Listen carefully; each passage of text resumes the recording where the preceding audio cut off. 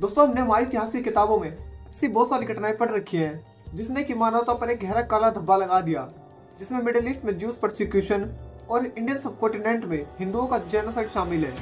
और इतना सब करने के बाद भी इन लोगों को आज भी जरा सा भी रिग्रेट नहीं है। और अगर आप सोच रहे हैं कि ये सब कुछ गिने चुने एग्जाम्पल है तो आप यहाँ पर पूरी तरह से गलत है। आज मैं आपके लिए रशिया का एक ऐसा एक्सपेरिमेंट लेकर आया हूँ जिसने की दरिंदगी की सारी हदों को अपने एक्सट्रीम लेवल पर भेज दिया था। इस एक्सपेरिमेंट में लोगों ने खुद को खाना शुरू कर दिया था और जब इनको बाहर निकाला गया तो ऐसा लगा मानो कोई हैवान बाहर आ गया है। अब दोस्तों, आज के इस एपिसोड में हम इसी एक्सपेरिमेंट के बारे में डिटेल से जानेंगे, तो बने रहे वीडियो के अंत तक। तो दोस्तों, मेरा नाम रोलिस और चलिए शुरू करते हैं आज के इस बेहतरीन एपिसोड को। Before prisoners arrived at the experimentation camp this morning, they methodically prepared the chamber for their arrival and gathered the vials of gas for the experiment. The gas seems to have strange qualities, as its natural state is liquid until exposed to oxygen. It corrodes and corrupts any metal with which it comes into contact, and the compounds of the gas itself are of strange elemental design. I wonder what it is we have created, and how it keeps men awake when exposed. In Log 1, the Sleep Experiment.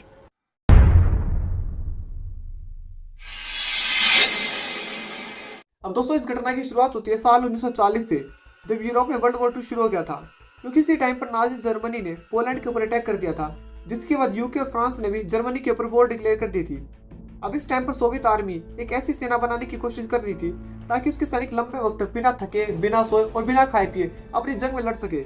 अब यहाँ पर Soviet government को पता था कि हर एक सैनिक को काम करने के लिए प्रॉपर स्लीप और प्रॉपर डाइट की जरूरत पड़ती है। तो उन्होंने सोचा कि क्यों न एक ऐसी आर्मी बनाई जाए जो कि पूरी तरह से सुपर ह्यूमन आर्मी हो।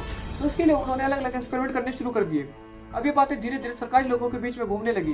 तो यहाँ पर जितने वैज्ञानिक थे उन्होंने अलग अलग तरह के एक्सपेरिमेंट किए ताकि वो अपने इस मकसद को पूरा कर सके। अब यहाँ पर जितने भी उनके एक्सपेरिमेंट थे वो सारे फेल हो चुके थे।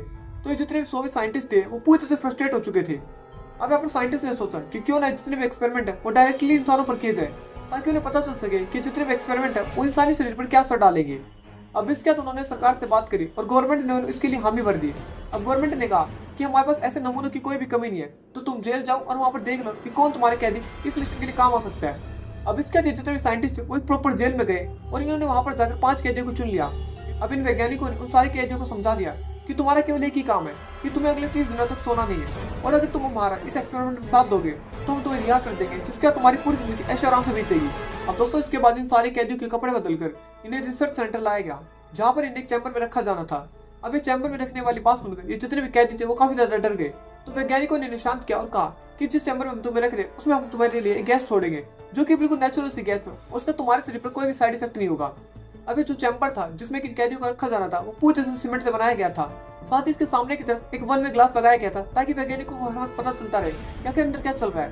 साथ ही इस चैम्बर में काफी सारी किताबें भी रखी गई थी ताकि 30 दिनों तक जब ये कैदी अंदर रहे तो पूरी तरह से बोर ना हो सके।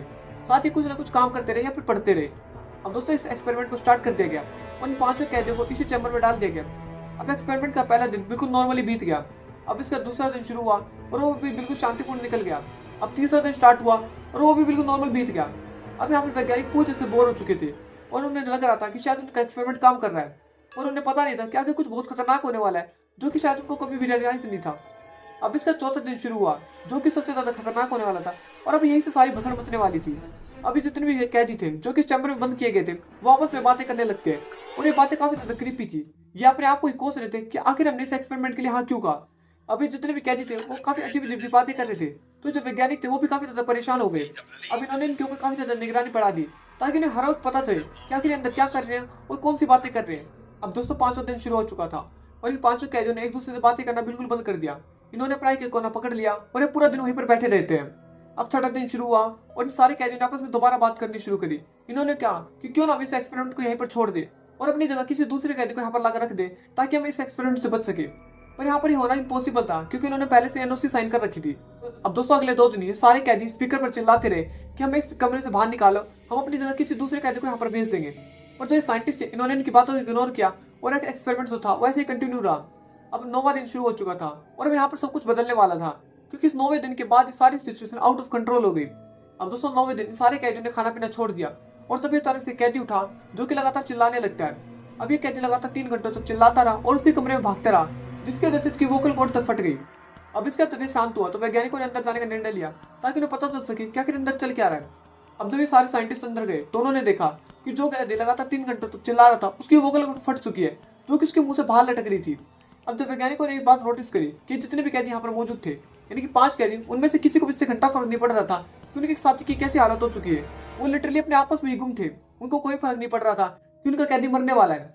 अब साइंटिस्ट ने उस 5वें कैदी को हॉस्पिटल भेज दिया ताकि उसकी हालत को ठीक किया जा सके। अब जब वो बाहर आए तो उन्होंने नोटिस किया कि अंदर मौजूद कैदियों ने जो वन वे मिरर था उसके ऊपर कागज चिपका दिए है ताकि वैज्ञानिक अंदर ना देख सके क्या के अंदर क्या चल रहा है। अब यहाँ पर 3 दिन बीत चुके थे और लिटरली सब कुछ शांत था, पूरे चैम्बर में शांति फैली हुई थी। अब यहाँ पर वैज्ञानिक पूरी तरह से फ्रस्ट्रेट हो चुके थे तो उन्होंने अंदर जाने का निर्णय लिया। उन्होंने लाउड स्पीकर पर अनाउंसमेंट कर दी कि हम अंदर आ रहे हैं। पर तभी अचानक से एक कैदी बोलता है कि आपको अंदर आने की जरूरत नहीं है, सब कुछ अंदर ठीक ठाक चल रहा है और हम यहाँ पर बिल्कुल सुरक्षित है। अब वैज्ञानिकों ने सोचा जब अंदर सब कुछ ठीक ठाक चल रहा है तो अंदर जाने की जरूरत ही नहीं है, तो उन्होंने बाहर से अपना प्लान कैंसिल कर दिया। अब लगभग 15 दिन बीत चुके थे और सब कुछ ठीक ठाक चल रहा था, पर अब वैज्ञानिक यहाँ पर पूरी तरह से बोर हो चुके थे। उन्होंने सोचा कि क्यों ना इस मिशन को यहीं पर बंद कर दिया जाए। अब वैज्ञानिकों ने उस नींद आने वाली गैस को कम करके ऑक्सीजन लेवल को बढ़ा दिया और अंदर मौजूद सारे कैदी जोर जोर से चिल्लाने लगे।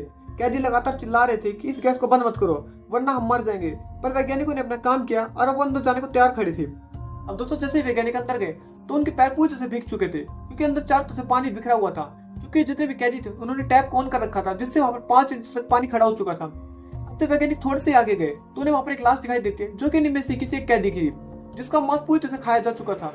और जब उन्होंने बाकी कैदियों की हालत देखी तो उनकी हालत भी काफी ज्यादा खराब थी क्योंकि वो सारे बैठकर एक अपना ही मांस खा रहे थे, यानी कोई एक दूसरे का नहीं बल्कि अपना ही मांस खा रहे थे जिसके कारण उनकी हड्डियां तक दिखाई दे रही थी। अब यहाँ पर वैज्ञानिक समझ चुके थे कि अगर इस मिशन को यहाँ पर रोका नहीं गया तो बात पूरी तरह से हाथ से निकल जाएगी। अब उन्होंने एक सर्वेंट को बुलाया ताकि वो इनको वापस हॉस्पिटल भेज सके जिससे कि इनके हालत को सुधारा जा सके, पर इन्होंने जोर जोर से चिल्लाना शुरू कर दिया कि हमें बाहर नहीं जाना, अगर हम बाहर गए तो हम मारे जाएंगे। पर वैज्ञानिकों ने इनकी एक भी बात नहीं सुनी। अब जैसे वो सर्वेंट अंदर गया तो इनमें से किसी एक कैदी ने उसी के ऊपर अटैक कर दिया और उसके गले के मांस को पूछे से उखाड़ दिया और ज्यादा खून बहने की वजह से उस सर्वेंट की ऑन द स्पॉट डेथ हो गई। अब दोस्तों तब इन कैदियों को वापस बाहर निकाला गया ताकि इनका इलाज किया जा सके। तब इनमें से एक कैदी जोर जोर से चिल्लाने लगता है जिसकी वजह से उसके पेट के इंटरनल ऑर्गन ही फट गए और इंटरनल ब्लीडिंग के कारण उसकी वहीं पर मौत हो जाती है। अब 2 कैदी मर चुके थे और केवल 3 ही कैदी जिंदा थे, जिसके बाद इन तीनों कैदियों को हॉस्पिटल ले जाया गया ताकि इनका इलाज किया जा सके। अब डॉक्टर से जब इनकी हालत को देखा तो वो भी काफी ज्यादा डर चुके थे क्योंकि किसी हैवान की तरह लग रहे थे, ऐसा लग रहा था मानो कोई पिशाच धरती पर आ चुका है। अब इसका डॉक्टर्स ने इनको मॉर्फिन के इंजेक्शन लगाने शुरू किए ताकि इनको बेहोश करके इनका इलाज किया जा सके।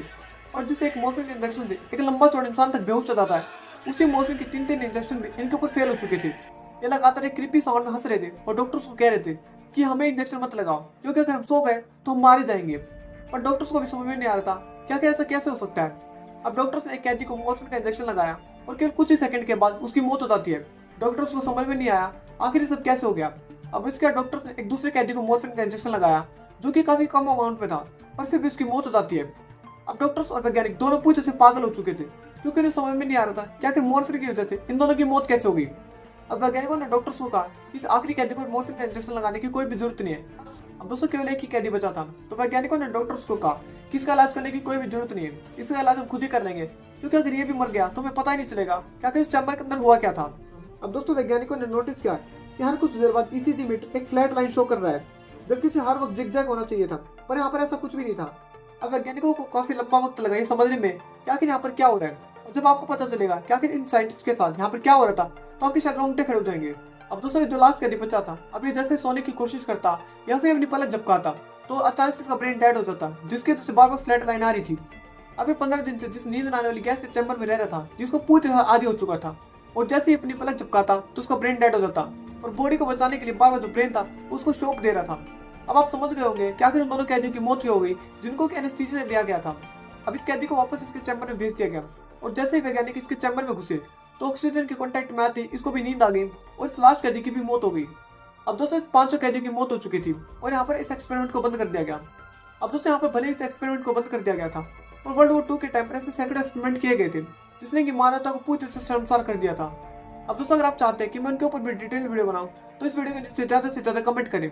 अब दोस्तों आज के लिए बस इतना ही। आई होप आपको वीडियो पसंद आया होगा। अगर वीडियो पसंद आया तो वीडियो को लाइक करें और चैनल को सब्सक्राइब कर ले ताकि आपको आने वाले वीडियोस का नोटिफिकेशन सबसे पहले मिल सके। तब तक thank you and have a nice day.